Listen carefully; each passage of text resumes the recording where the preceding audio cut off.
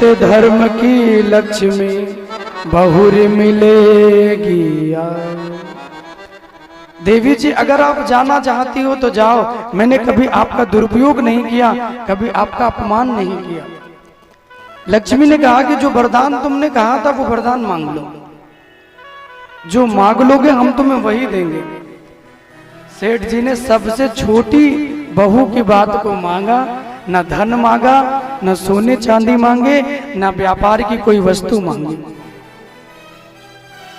सेठ जी ने कहा कि हे देवी अगर आप देना चाहती हो तो इतना वरदान दे के जाओ कि मेरे यहाँ साधु संतों की सेवा और मेरे ठाकुर की कथा होती रहे, वो कभी बंद ना हो बस। लक्ष्मी जी इतना सुन के प्रसन्न हो गई, और जो लक्ष्मी जी घर छोड़ के जा रही थी ना, वो आगे चौराहे से यू टर्न मार के वापस आ गई। और जब लक्ष्मी जी घूम के आई और फिर घर में चली गई, सेठ जी ने कहा कि देवी तुम तो घर छोड़ के जा रही थी।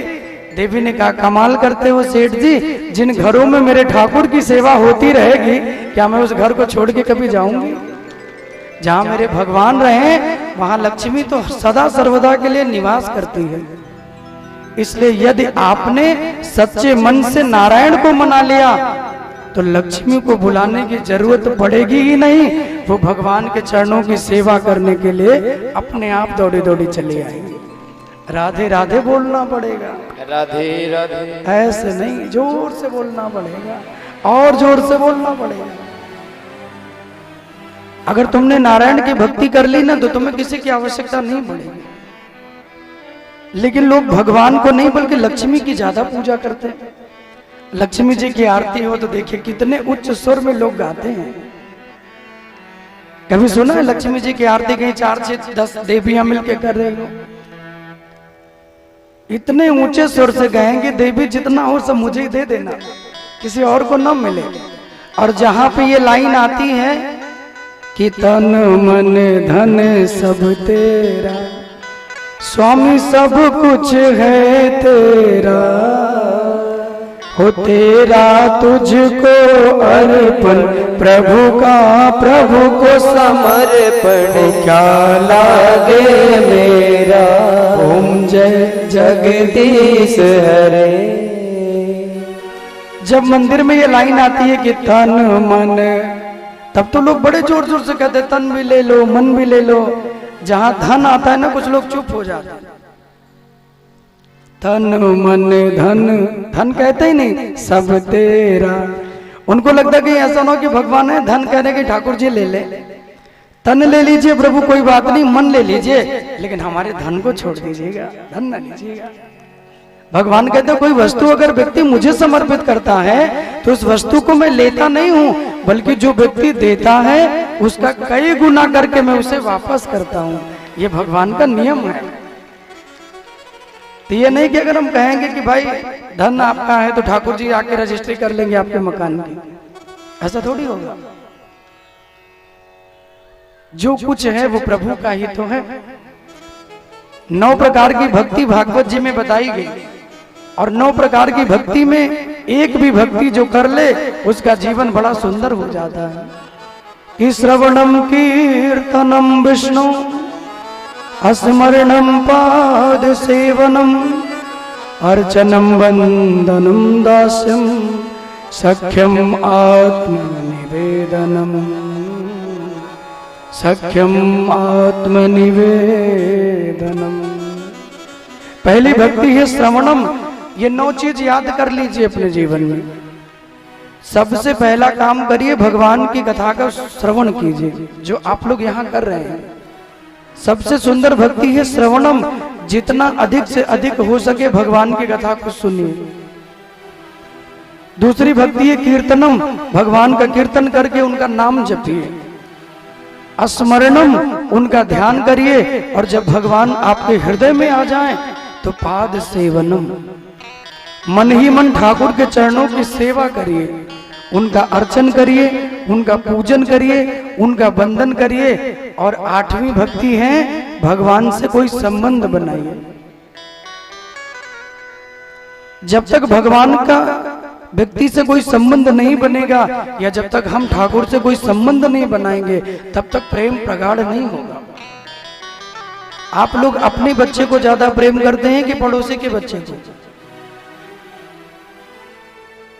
जोर से बोले। अपने बच्चे को ज्यादा प्रेम करते हैं कि बगल वाले के? अपने को ही तो करते हैं ना। तो जिससे अपनत्व का भाव बनता है, जिससे अपना संबंध जुड़ता है ना, उससे प्रेम भी हमारा अधिक हो जाता है। यदि आपने भगवान से संबंध जोड़ लिया, चाहे गुरु बना के, चाहे पुत्र बना के, चाहे शिष्य बना के, चाहे भगवान के रूप में, जिस रूप में तुम संबंध बनाना चाहो, यदि आपने भगवान से कोई संबंध बना लिया मेरे भाई बहन, तो संबंधों की डोर से भगवान आपकी ओर खींचे चले आएंगे। इसलिए 8वीं भक्ति है भगवान को गुरु मान के, ईश्वर मान के, अपने को भगवान का सखा मान के उनकी भक्ति करिए। और 9वीं भक्ति है आत्मनिवेदनम। अपना सर्वस्व भगवान के चरणों में समर्पित कर दीजिए। जो भी भगवान ने आपको दिया, हमें दिया है, वो सर्वस्व भगवान के श्री चरणों में हम अर्पण कर दें। ऐसे भगवान की भक्ति होनी चाहिए। ऐसे अनेक भक्तों के सुंदर सुंदर चरित्रों को भगवान ने सुनाया। दिति मैया एक बड़ा सुंदर व्रत करती हैं। कश्यप जी की 2 पत्नियां हैं, एक का नाम दिति है और एक का नाम अदिति है। दिति मैया के द्वारा दैत्य हुए और अदिति मैया के द्वारा देवता हुए। दैत्यों की मां ने एक व्रत किया और कश्यप जी से कहा कि मुझे ऐसा व्रत बताइए, मुझे ऐसा पुत्र मिले जो देवराज इंद्र को हराने वाला हो। ऐसा व्रत कोई मुझे बताइए। कश्यप जी ने कहा कि देवी तुम राक्षसों की मां हो, कहां से व्रत का नियम कर पाओगे, कैसे पूर्ण करोगे? दिति जी ने कहा कि नहीं, मुझे कोई व्रत बताइए। तो पुंसवन नाम का व्रत बताया, जिस व्रत की विधि भी बड़ी कठिन है और जिसमें केवल दूध पी करके 1 साल तक व्रत किया जाता है। पूरे दिन में और कुछ नहीं लिया जाता, केवल एक टाइम दूध का आहार लेके व्यक्ति 1 वर्ष तक भगवान की वो भक्ति करता है। दिति को वो व्रत बता दिया। दिति मैया व्रत करने लगी। कश्यप जी ने कहा कि कोई त्रुटि होगी तो तुम्हारा पुत्र तुम्हें प्राप्त नहीं होगा। दिति जी बड़ी सावधानी से व्रत करती हैं। लेकिन जब व्रत पूरा होने वाला था तो एक दिन इंद्र को चिंता हुई। इंद्र को लगा कि राक्षसों की मां है, अगर कोई ऐसा पुत्र मिल गया जो मुझे हराने वाला हुआ तो मेरा इंद्रासन भी ये छीन लेंगे। इसलिए इंद्र इसी चिंता में पड़े थे कि मैया का व्रत बिगड़े और मैया के गर्भ में जाके मैं उनके पुत्र को मार दूं। और एक दिन जब मैया सारा काम करके थक के आसन पे लेटने के लिए आई तो पवित्र होना भूल गई और आसन पे बड़े जोर की नींद आई और सो गई। जैसे निद्रा में दिति मैया हुई वैसे इंद्र मां के गर्भ में चले गए। और जब गर्भ में जाके बैठे तो अपने तलवार के द्वारा गर्भ में पल रहे शिशु के 1 नहीं बल्कि 7 भाग कर दिए। और उस पुत्र को जब 7 भागों में काटा फिर भी उस पुत्र की मृत्यु नहीं हुई। इंद्र को लगा कि ये फिर भी नहीं मर रहा, तो 7 के और 7 टुकड़े किए, यानी 49 भाग करने के बाद भी उनकी मृत्यु नहीं हुई। गर्भ में 49 ने देवराज इंद्र से प्रार्थना की, आप हमें क्यों मारना चाहते हैं? आप हमें छोड़ दीजिए प्रभु। क्यों?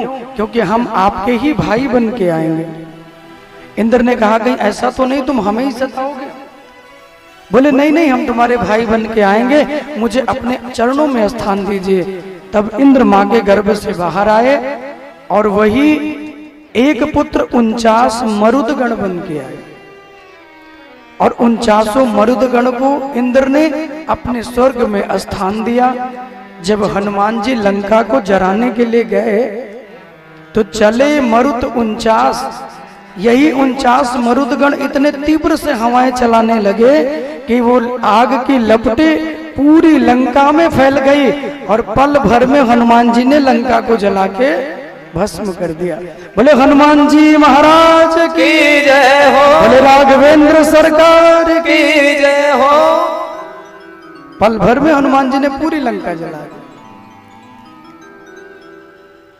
तो इन 49 को इंद्र ने अपने स्थान दिया और अदिति मैया का जो व्रत है वो बड़े विधि पूर्वक पूरा हुआ। व्रत क्यों पूरा हुआ? क्योंकि राजा बलि ने इंद्र के सिंहासन को छीन लिया है। देवता इधर उधर घूम रहे हैं। घूम क्यों रहे हैं? सुखदेव जी कहते घूमे इसलिए क्योंकि दोनों ने मिलकर समुद्र का मंथन किया। समुद्र का मंथन क्यों हुआ? बोले दोनों में ये बातें हुई कि जो जो रत्न निकलेगा हम लोग आधा आधा करके बांट लेंगे। जितने मिलेंगे आधा तुम लेना आधा हम। अच्छा, रत्न के लिए तो समुद्र मंथन हुआ नहीं। देवता और राक्षस दोनों ये चाहते हैं कि अमृत निकले तो अमृत मुझे पीने को मिले। उस अमृत को पीने के लिए देवता दैत्य दोनों समुद्र मंथन के लिए पहुंच गए। और जब समुद्र मंथन के लिए दोनों पहुंचे तो अब विचार होने लगा कि इतने बड़े समुद्र को मथना है तो कैसे